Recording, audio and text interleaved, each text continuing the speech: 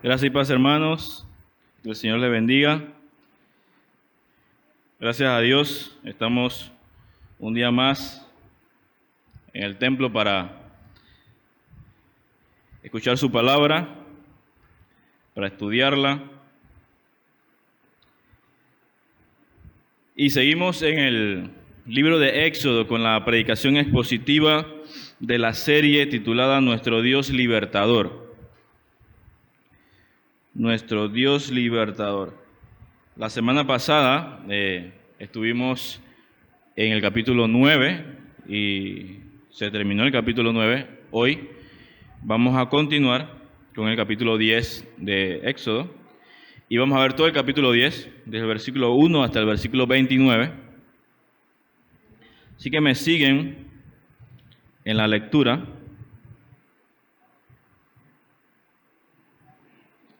Dice: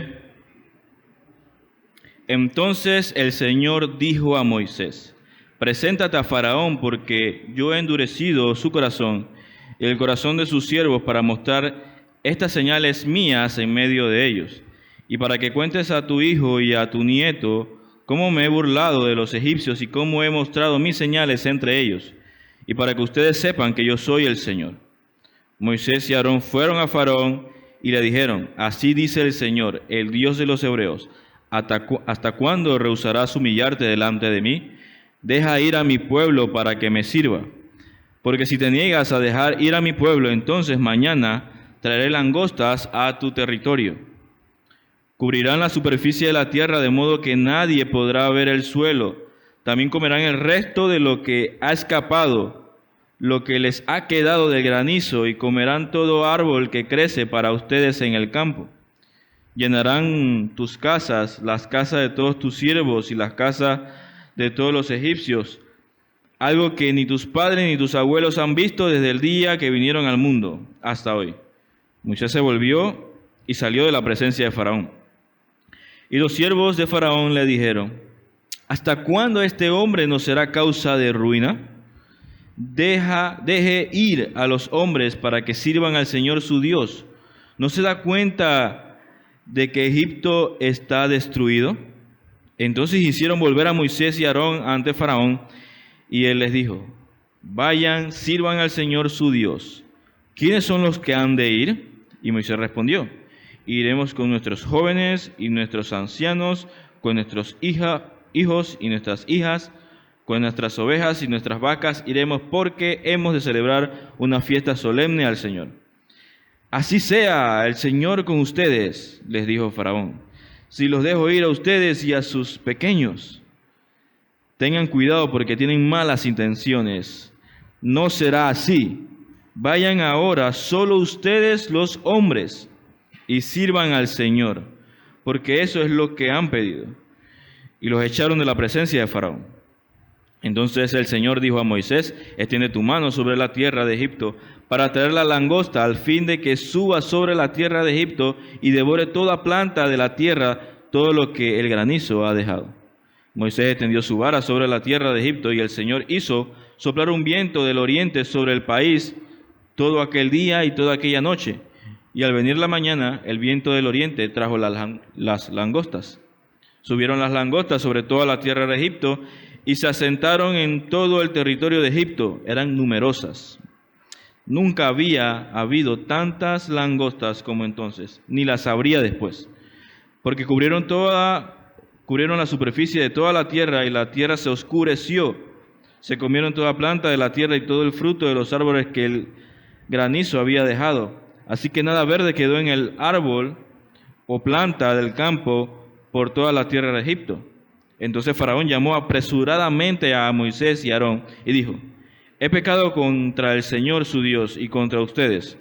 Ahora pues les ruego que perdonen mi pecado solo esta vez, y que rueguen al Señor su Dios para que quite de mí esta muerte. Moisés salió de la presencia de Faraón y oró al Señor. Y el Señor cambió el viento a un viento occidental muy fuerte, que se llevó las langostas y las arrojó al Mar Rojo. Ni una langosta quedó en todo el territorio de Egipto. Pero el Señor endureció el corazón de Faraón, y éste no dejó ir a los israelitas. Entonces el Señor dijo a Moisés: extiende tu mano hacia el cielo para que haya tinieblas sobre la tierra de Egipto, tinieblas tales que puedan tocarse. Extendió Moisés su mano hacia el cielo y hubo densas tinieblas en toda la tierra de Egipto por 3 días. No se veían unos a otros, nadie se levantó de su lugar por 3 días, pero todos los israelitas tenían luz en sus moradas. Entonces llamó Faraón a Moisés y le dijo: vayan, sirvan al Señor, solo que sus ovejas y sus vacas queden aquí. Aún sus pequeños pueden ir con ustedes. Pero Moisés contestó: tú también tienes que darnos sacrificios y holocaustos para que los sacrifiquemos al Señor nuestro Dios. Por tanto, también nuestros ganados irán con nosotros. Ni una pezuña quedará atrás, porque de ellos tomaremos para servir al Señor nuestro Dios. Nosotros mismos no sabemos con qué hemos de servir al Señor hasta que lleguemos allá.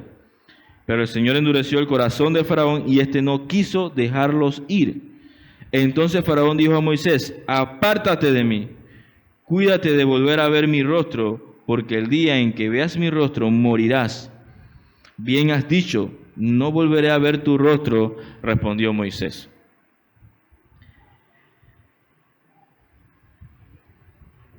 Hay una bombilla, un foco, que es muy famoso, y es famoso porque está alumbrando desde 1901. Se le llama la bombilla centenaria, y según el libro de los récords Guinness, es el foco de luz que más tiempo lleva encendido en la historia. Y está ubicado en una estación de bomberos en la ciudad de Livermore, en California, Estados Unidos.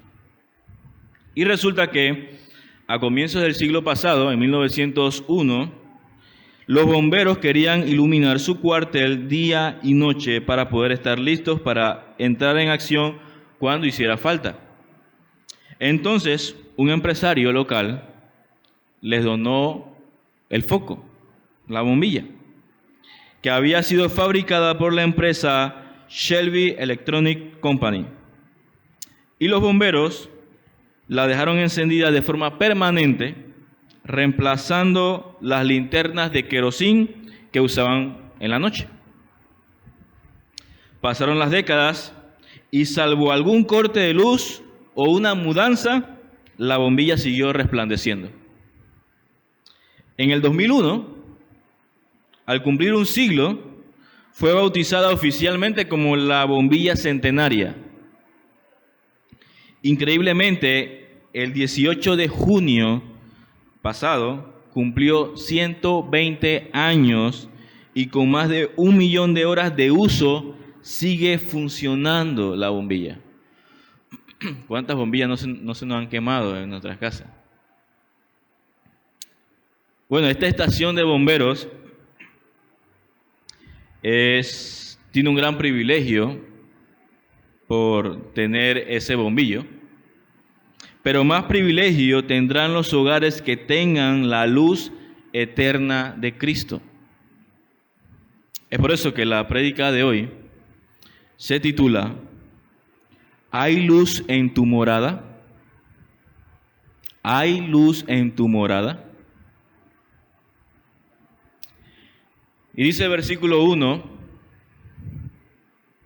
entonces el Señor dijo a Moisés: preséntate a Faraón, porque yo he endurecido su corazón y el corazón de sus siervos, para mostrar estas señales mías en medio de ellos, y para que cuentes a tu hijo y a tu nieto cómo me he burlado de los egipcios, y cómo he mostrado mis señales entre ellos, y para que ustedes sepan que yo soy el Señor.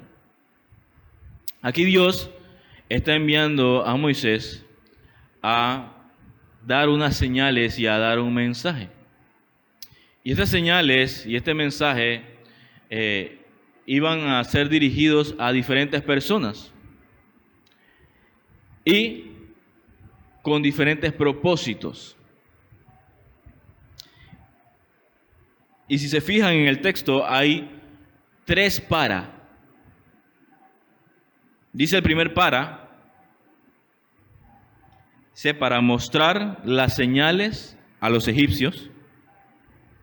El segundo dice, para que le cuentes a tu hijo y a tu nieto.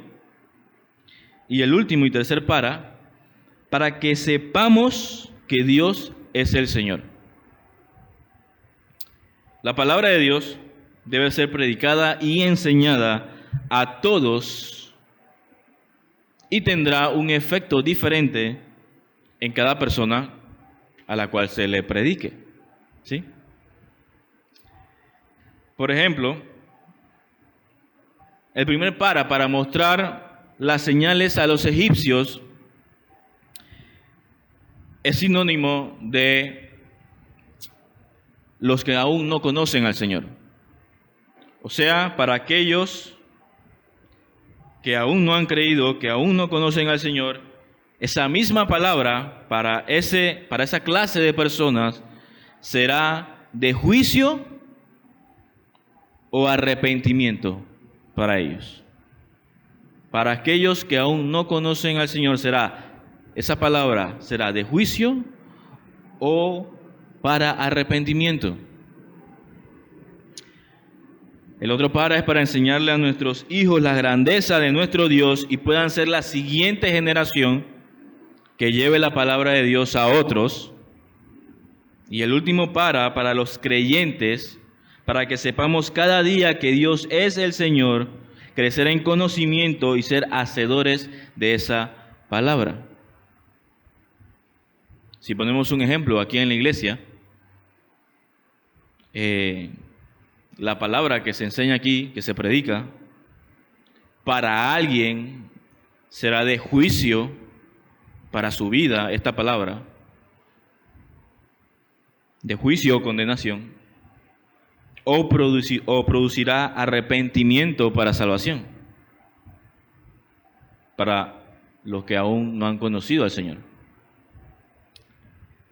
Y si te has arrepentido y ya has conocido al Señor, esa misma palabra será para ti una manera de seguir aprendiendo de que Dios es el Señor y que puedas crecer espiritualmente con cada palabra que se enseña desde el púlpito.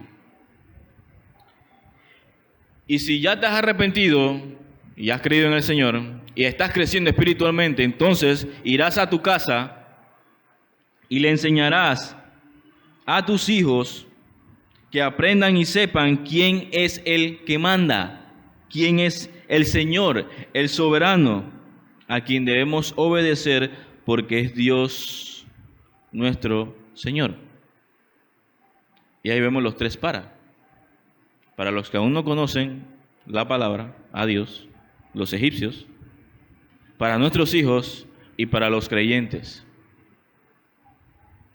Y este último que mencionamos para nuestros hijos, es importante que nuestros hijos aprendan y sepan que el Señor es Dios soberano. Si nosotros no le enseñamos a nuestros hijos quién es Dios y cuál es la condición de ellos ante Dios, si nosotros no le enseñamos que Dios no nos ha pagado según como merecemos y que todo lo que tenemos y lo que Él nos da es por pura gracia, si este tipo de enseñanza no se da, vamos a tener cristianos reclamando a Dios que ellos merecen ser o tener algo, que no se deben dejar pisotear de nadie porque ellos son hijos de un rey y que ellos tienen valor y que gracias a su decisión es que ellos son salvos. Así vamos a tener una generación peleando y luchando porque ellos merecen varias cosas. Hoy, muchos por la misericordia de Dios, que crecimos con una enseñanza, si se puede decir, débil, podemos hoy saber que Dios es el Señor y soberano, y que nosotros no somos nada, y que todo lo que somos no es por algo que nosotros hicimos, sino que es gracias a los méritos, a lo que hizo Cristo, no porque nosotros hayamos hecho algo. Todo lo que nosotros tenemos y que Dios nos da es por gracias a lo que hizo Cristo en la cruz por nosotros. Así que no perdamos ninguna oportunidad de enseñarle eso a nuestros hijos, que ellos sepan quién es el que manda, quién es el Señor, quién es el soberano y cuál es la condición real de ellos. Dice el versículo 3, Moisés y Aarón fueron a Faraón y le dijeron: así dice el Señor, el Dios de los hebreos, ¿hasta cuándo rehusarás humillarte delante de mí? Deja ir a mi pueblo para que me sirva. Vemos en muchas ocasiones que el faraón no obedece al mensaje que el Señor le daba a través de Moisés. Y ese mensaje siempre era el mismo: deja ir a mi pueblo para que me sirva. El faraón no quería humillarse delante de Dios. Es más, el faraón le responde a Moisés en su primer encuentro. Vamos a Éxodo 5:2 para que vean qué le responde Faraón a Moisés en su primer encuentro. Dice: ¿quién es el Señor para que yo escuche su voz y deje ir a Israel? No conozco al Señor. El faraón no quería humillarse ante el Señor. Y él mismo decía que ¿quién es él? Yo no lo conozco. No obedecer a Dios es el resultado de no humillarte delante de Él. Si tú no estás obedeciendo a Dios, es porque tú aún no te has humillado delante de Dios. Yo escuchaba a un pastor hablando sobre el tema de humillarse, y él contaba y decía: imagínate que estás sentado y de repente llega Cristo y se sienta al lado tuyo,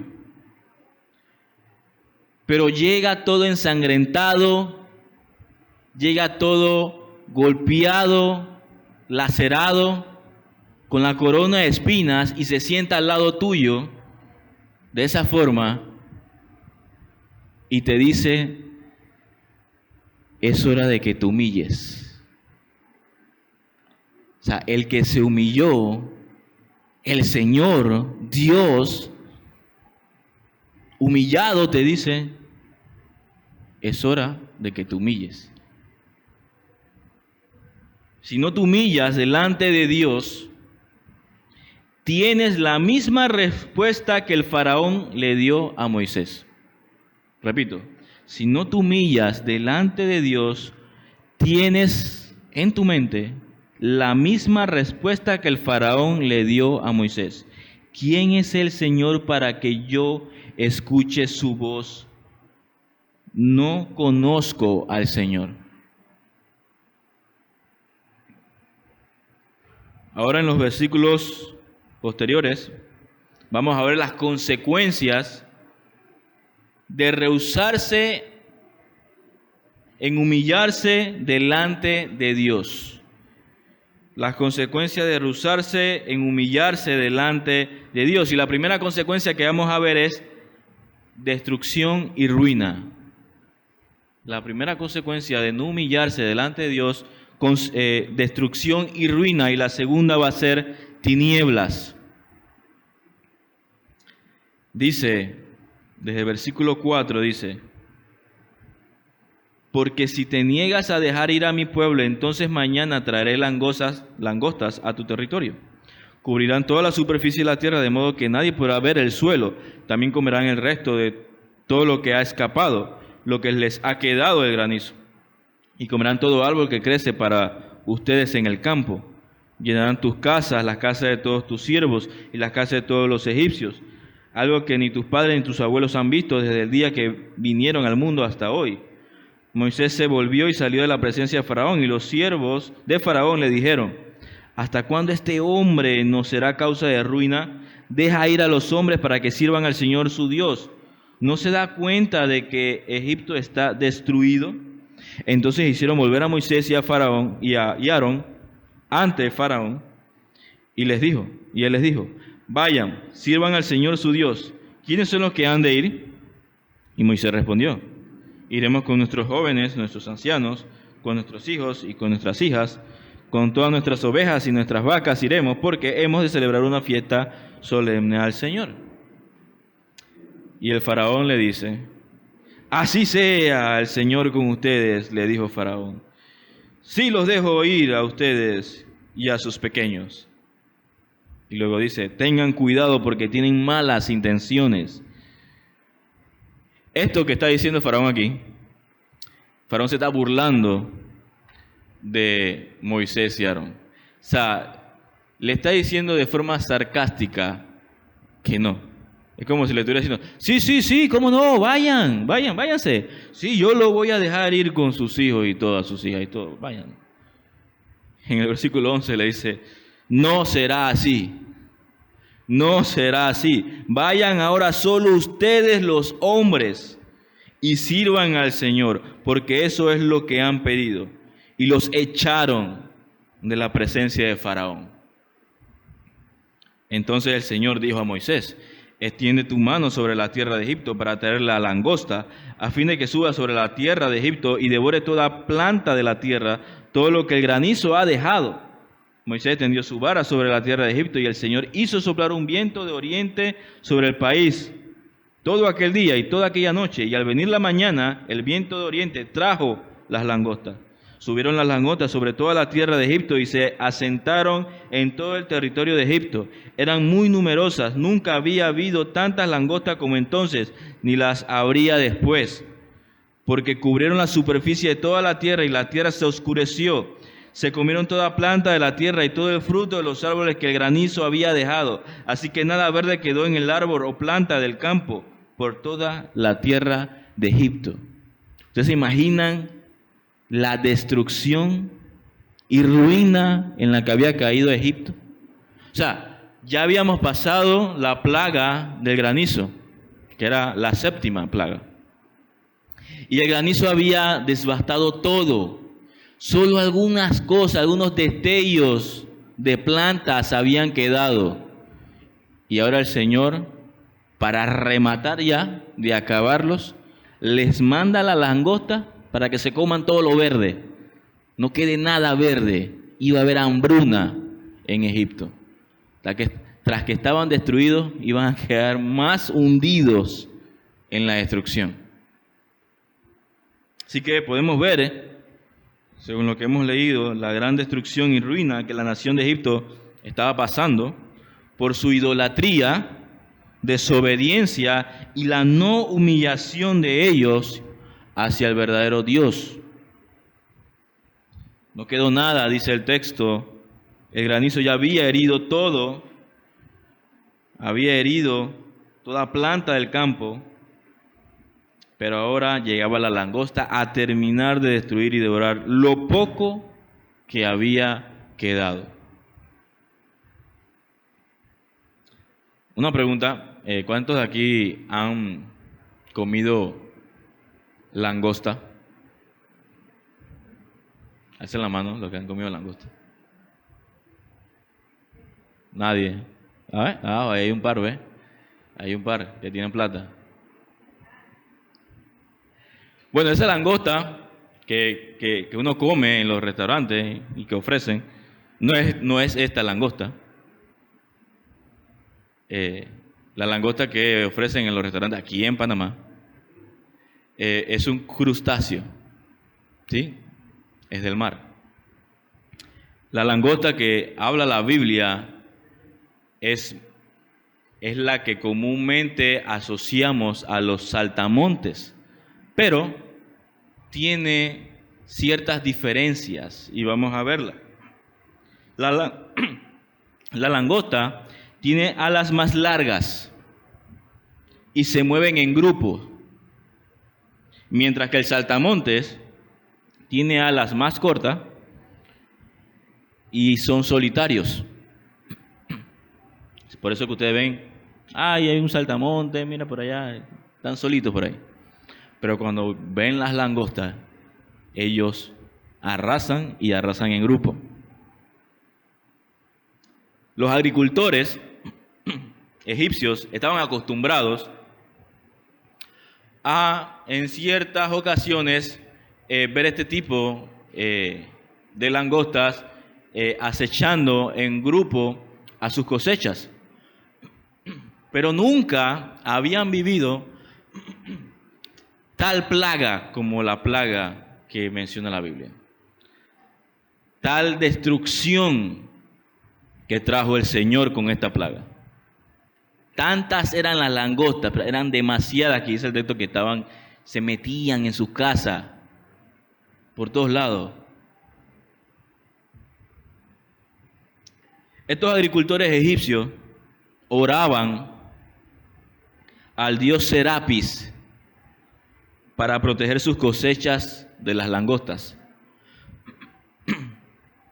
Así que nuevamente, tal como ocurrió con las plagas anteriores, los dioses de Egipto se mantuvieron en silencio. ¿Ustedes se imaginan lo que se preguntaban o lo que pensaban estas personas que adoraban, que veneraban a estos dioses? ¿Qué habrán pensado con esta destrucción que habían tenido? ¿Dónde estaba Anubis, el dios con cabeza de chacal y guardián de los campos? Y Osiris, el dios supremo de la agricultura. Set, dios de las tormentas y protector de las cosechas. Y Néper, dios de las cosechas de grano. Y también Shu, dios del aire. Y Amón, dios del viento. Todos ellos fueron humillados. Miren cuántos dioses tenían. Porque todos ellos estaban involucrados en esta plaga. Porque el viento fue controlado por Dios. Y un viento de afuera. Las langostas también fueron controladas por Dios. Los campos devastados, arruinados por el granizo, quemados por el fuego y arrasados por las langostas, fueron un testimonio de la impotencia de los dioses de Egipto. Dice el versículo 16 y 17. Entonces Faraón llamó apresuradamente a Moisés y a Aarón y dijo: he pecado contra el Señor su Dios y contra ustedes. Ahora pues les ruego que perdonen mi pecado solo esta vez y que rueguen al Señor su Dios para que quite de mí esta muerte. Aquí claramente vemos que Faraón, dice el texto, que apresuradamente pide un supuesto perdón y que rueguen al Señor, su Dios, el Dios de Moisés, para que quite de él esa muerte, porque era muerte lo que estaba pasando. El ser humano no es tan diferente al faraón, es igualito a Faraón. Queremos un Dios para nuestro beneficio, solo para usarlo cuando estamos en aprietos, que nos saque del problema en el que estamos. Eso solo demuestra que Dios no es tu Señor. Faraón deseaba solamente que esta muerte sea alejada, no su pecado. Porque más adelante nos damos cuenta que lo que él tenía en su corazón era otra cosa. Así que Faraón desea solamente que esta muerte sea alejada y no su pecado. Desea librarse de la plaga de langostas, no de la plaga de un corazón duro, que era más peligroso. Solo hay una forma de escapar de la verdadera plaga que te va a condenar, que es el pecado. Y es un genuino arrepentimiento, humillándonos ante Dios y confiando en la salvación que hemos recibido a través de su Hijo Jesucristo. Esa es la plaga a la cual nosotros debemos de temer, la plaga del pecado, que trae destrucción y muerte.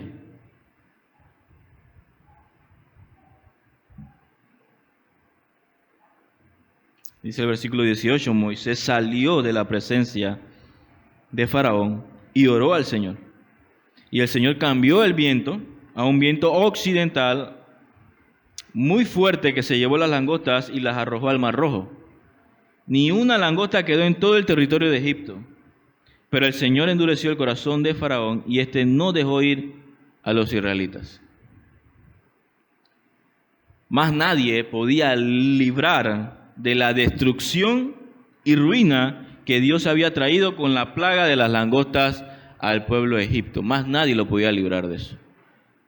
Solo Dios tenía el poder para destruirlos y el poder para salvarlos de esa plaga. Bueno, el mismo Dios que puede echar nuestra alma al infierno es el mismo que nos puede salvar del infierno. El mismo Dios que tiene el poder para echarnos al infierno es el mismo Dios que nos puede sacar, que nos puede salvar del infierno. Aquí entramos ahora a la segunda consecuencia de rehusarse en humillarse delante de Dios, que son las tinieblas. Tinieblas. Y dice el versículo 21. Entonces el Señor dijo a Moisés: extiende tu mano hacia el cielo para que haya tinieblas sobre la tierra de Egipto, tinieblas tales que pueden tocarse. Extendió Moisés su mano hacia el cielo y hubo densas tinieblas en toda la tierra de Egipto por 3 días. No se veían unos a otros. Nadie se levantó de su lugar por 3 días, pero todos los israelitas tenían luz en sus moradas. Ustedes saben que los egipcios, ya sabemos que creían en diferentes clases de dioses. Y en esta ocasión, ellos creían en un dios que para ellos era el top de los dioses, que era el dios Ra. Y ellos creían que cada día el dios Ra, dice, que navegaba a través del mar celestial en un bote. Y al llegar la noche, moría el dios Ra y descendía al inframundo para entonces volver a salir, o sea, resucitar victoriosamente con cada amanecer. Así que ellos creían que de día Dios Ra gobernaba y andaba en el mar celestial, pero en la noche moría para en el inframundo luchar, pelear, para luego resucitar en el amanecer y de nuevo tener el día. Pero él no salió durante la 9ª plaga, que es la plaga de las tinieblas. No salió. Esos 3 días de oscuridad fueron una señal clara de que Ra había sido derrotado. Y miren lo que dice Matthew Henry acerca de la plaga de las tinieblas. Un comentario dice: la plaga de las tinieblas traída sobre Egipto fue una plaga espantosa. Tan espesa era la niebla que la oscuridad podía palparse. Asombraba y aterraba. Continuó por 3 días, 6 noches de una sola vez. Hasta los palacios más iluminados eran como una celda subterránea oscura. Las tinieblas espirituales son esclavitud espiritual. mientras Satanás ciega los ojos de los hombres para que no vean, les ata de pies y manos para que no trabajen para Dios ni se muevan hacia el cielo. Ellos se sientan en tinieblas. Era justo que Dios los castigara así. La ceguera de su mente les condujo a la oscuridad del aire. Nunca estuvo tan cegada la mente como la del faraón. Nunca el aire estuvo tan entenebrecido como en Egipto. Hay que temer las consecuencias del pecado, porque si 3 días de tinieblas fueron tan espantosos, ¿cómo serán las tinieblas eternas? Y sigue diciendo Matthew Henry: los hijos de Israel tenían al mismo tiempo luz en sus moradas. Sin duda que hay luz donde hay un israelita, donde hay un hijo de luz, aunque sea en este mundo de tinieblas. Cuando Dios hizo esta diferencia entre los israelitas y los egipcios, ¿quién hubiera deseado o quién hubiera preferido la pobre choza de un israelita al hermoso palacio de un egipcio? Hay una diferencia real entre la casa del impío, que está bajo maldición, y la vivienda del justo, que es bendecido. Y lo que dice Matthew Henry, lo dice la palabra de Dios. El impío está en tinieblas, en oscuridad, ha sido cegado, dice la palabra, el impío, por el Dios de este mundo. Miren lo que dice 2 Corintios 4, del 3 al 6, en la versión Reina Valera del 60, hablando de estas tinieblas en las que está el impío, el que aún no ha conocido al Señor.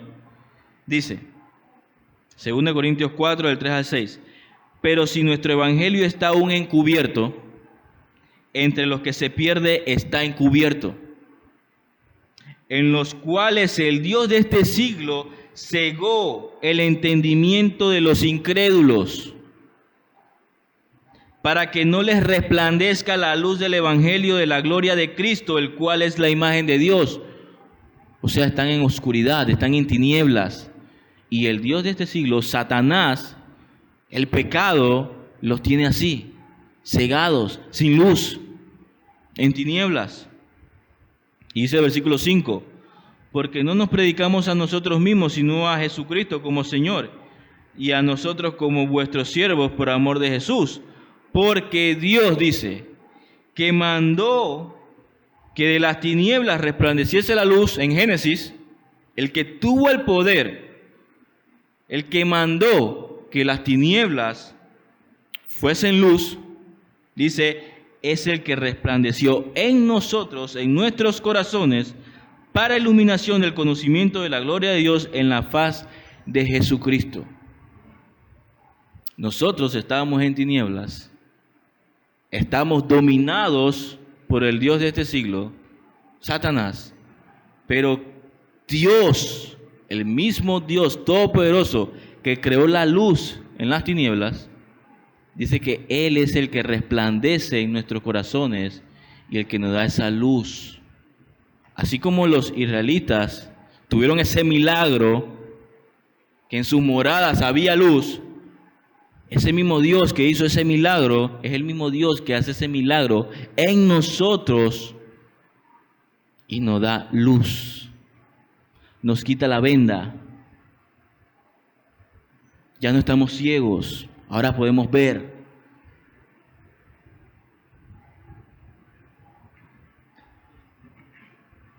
Dice el versículo 24, entonces llamó Faraón a Moisés y le dijo, vayan, sirvan al Señor, solo que sus ovejas y sus vacas queden aquí. Aún sus pequeños pueden ir con ustedes. Pero Moisés contestó, tú también tienes que darnos sacrificios y holocaustos para que los sacrifiquemos al Señor nuestro Dios. Por tanto, también nuestros ganados irán con nosotros, ni una pezuña quedará atrás, porque de ellos tomaremos para servir al Señor nuestro Dios. Nosotros mismos no sabemos con qué hemos de servir al Señor hasta que lleguemos allá. Y es que una obediencia parcial a los mandamientos de Dios es inaceptable. Un hijo de Dios no debe comprometer su obediencia a la palabra de Dios en lo más mínimo. No se debe comprometer. Aquí vemos al faraón una vez más queriendo poner condiciones para cumplir el mandato del Señor que Moisés y Aarón y el pueblo de Israel tenían que hacer. Así que pone condiciones con el propósito de retener a los israelitas como mano de obra egipcia en Egipto, o sea, como esclavos. Miren cuántas veces Faraón de alguna u otra forma quería retener, no quería dejar ir a los israelitas. Ejemplo, Éxodo 8:25. El faraón le dijo que podían ir a ofrecer sacrificios, pero dentro del país. Y el mandato era afuera, en el desierto. Pero faraón no. Se opuso a eso, al lugar de adoración. Y en Éxodo 10, que lo acabamos de ver, del 9 al 11, faraón dice, pueden ir, pero sin llevar a sus mujeres y a sus niños. O sea que se opone a las personas que debían ir y adorar. Primero se opone al lugar, ahora se opone a las personas. Y por último, les dice, pueden ir si dejan sus ovejas y sus vacas aquí en Egipto. Pueden salir todos, vayan todos, pero dejen las vacas y las ovejas aquí. O sea que se opone a lo que ellos debían llevar, a las provisiones necesarias para el servicio a Dios. Así que en resumen, Faraón se opuso al lugar de adoración y de servicio a Dios, se opuso a las personas que debían ir a adorar y por último a las provisiones necesarias para servir a Dios. Y es que el pecado que nos domina se opone a lo que Dios le pide al hombre. El pecado se opone al lugar. Debemos adorar a Dios en todo lugar, es cierto, pero también es cierto que hay algo especial cuando el pueblo de Dios se reúne para adorarlo los domingos como iglesia. Cuidado si te sientes bien sin venir el día del Señor a adorar y prefieres quedarte en casa escuchando el mensaje por YouTube, o simplemente usas ese día para hacer todo, ejemplo, para visitar a tu familia, para recibir visitas, para ir a cumpleaños, para celebrar tu cumpleaños, casualmente en la mañana, para ir a la playa, etcétera, etcétera, etcétera, pero menos tener como prioridad en tu corazón el congregarte. Porque el pecado se opone al lugar, así como el faraón se opuso. También se opone a las personas. Nosotros como esposos debemos cada día incentivar a nuestras esposas a que vean la importancia de congregarnos para adorar y viceversa. Las esposas también deben incentivar a sus maridos a eso, a que vayamos al templo los domingos a adorar, a servir al Señor. Y con nuestros hijos también hay que inculcarles que deben congregarse, pero en el caso de ellos no tienen opción. O vienen a la iglesia el domingo con nosotros o vienen. Ya. Están bajo nuestra tutela nuestros hijos. Ellos no tienen opción. También en el servicio a Dios debemos saber que todo lo que tenemos es para servirle a Él. Las vacas y las ovejas. Nuestra casa, nuestro carro, terrenos, negocios, dinero, absolutamente todo es para que vayamos y le adoremos, no solo con nuestras posesiones, sino con nuestra vida entera debemos adorar a Dios. No solo aquí en el templo, sino allá afuera, con todas nuestras posesiones. Y dicen los 3 últimos versículos: pero el Señor, dice, endureció el corazón de Faraón, y éste no quiso dejarlos ir. Entonces Faraón dijo a Moisés: apártate de mí, cuídate de volver a ver mi rostro, porque el día en que veas mi rostro morirás. Bien has dicho, no volveré a ver tu rostro, respondió Moisés. Aquí claramente Faraón está airado con Moisés. Le da un ultimátum de no volver a ver su rostro, porque si lo volvía a ver, lo iba a matar. Pero ciertamente el problema de Faraón no era con Moisés, sino que era con Dios. Hoy en día las personas pelean, se ponen bravas, se enojan con los predicadores, se enojan con los cristianos. Es más, también se enojan con los hombres que fueron inspirados para escribir la Biblia.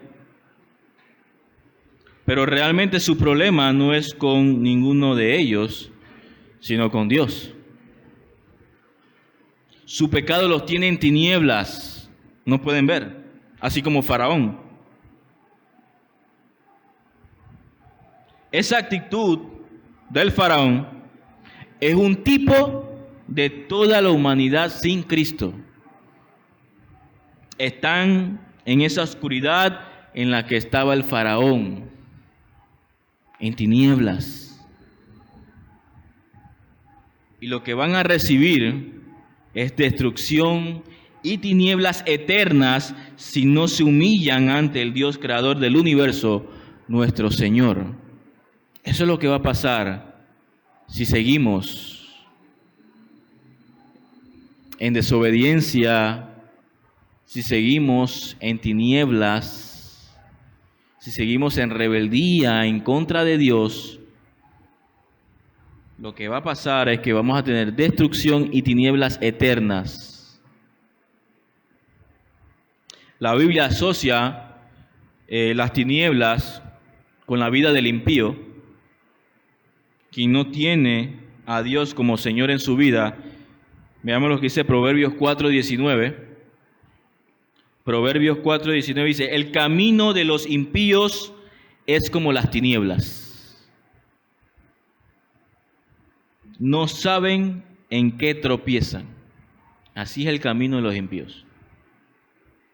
La Biblia también dice que nosotros, en otro tiempo, también éramos tinieblas. Dice Efesios 5:8, porque en otro tiempo erais tinieblas, mas ahora soy luz en el Señor. Ojo con esa frase. Ahora soy luz, pero en el Señor. Andad como hijos de luz. Y es gracias a nuestro Señor Jesucristo que somos y andamos en luz.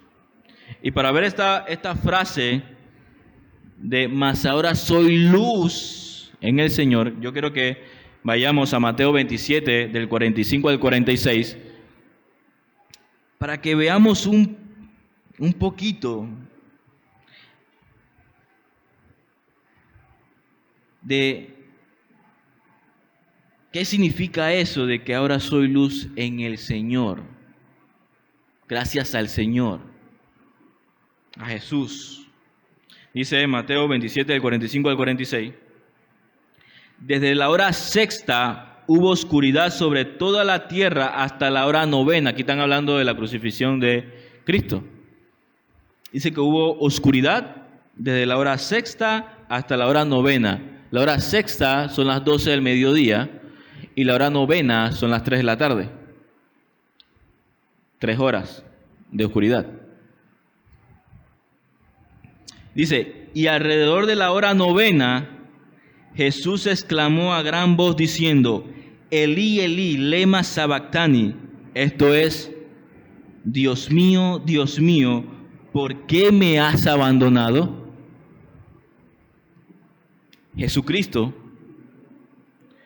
tuvo que padecer tinieblas en esa cruz con todo su cuerpo destrozado, experimentar el abandono de su Padre y la ira de Dios sobre él, para que nosotros ahora no pasemos por esa destrucción y por esas tinieblas, para que ahora nosotros tengamos luz en nuestros corazones.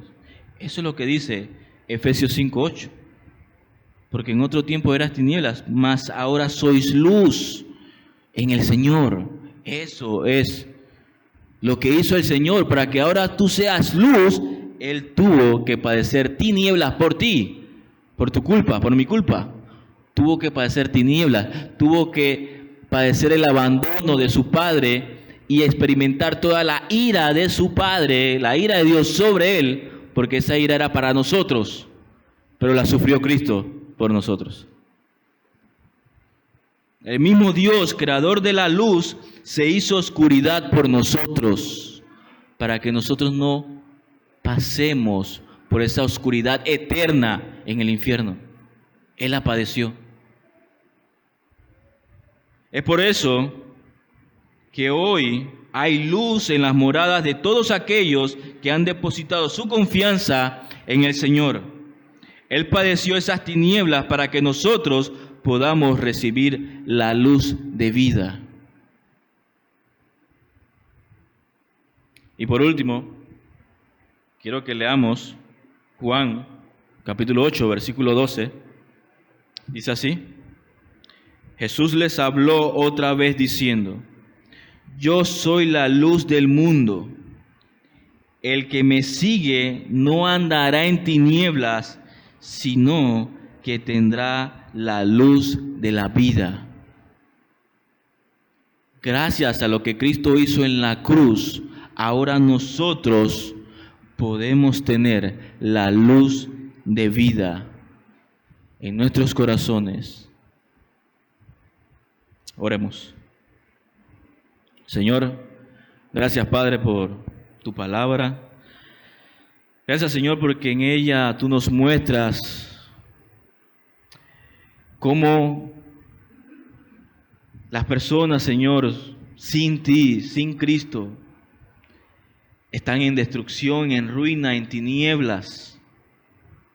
Y solo un milagro, Señor, solo un milagro en sus vidas, así como el milagro que tú hiciste de dar luz al pueblo de Israel en medio de toda esa oscuridad que estaba pasando el pueblo egipcio. Solo un milagro en nuestras vidas nos puede dar luz y sacarnos de las tinieblas. Gracias, Padre, porque eso no fue fácil, eso te costó, Señor. Tuviste que sufrir, Señor, esas tinieblas, ese abandono, esa ira de Dios sobre ti, por nosotros, porque éramos nosotros los que teníamos que estar allí. Pero tú lo hiciste por nosotros, para que ahora nosotros podamos vivir en luz, una luz que nos da vida, vida eterna. Te pedimos, Señor, que podamos enseñarle a otros tu palabra en nuestras casas, a nuestros hijos, nuestras esposas, nuestros esposos. Ayúdanos, Padre, a poder reflejar tu evangelio en nuestro trabajo, en donde estemos, Señor. Que podamos reflejar, Señor, esa luz que ahora tenemos y que tú nos has dado y que no merecemos, Señor. Gracias, Padre. Te lo pedimos en el nombre de Jesús. Amén.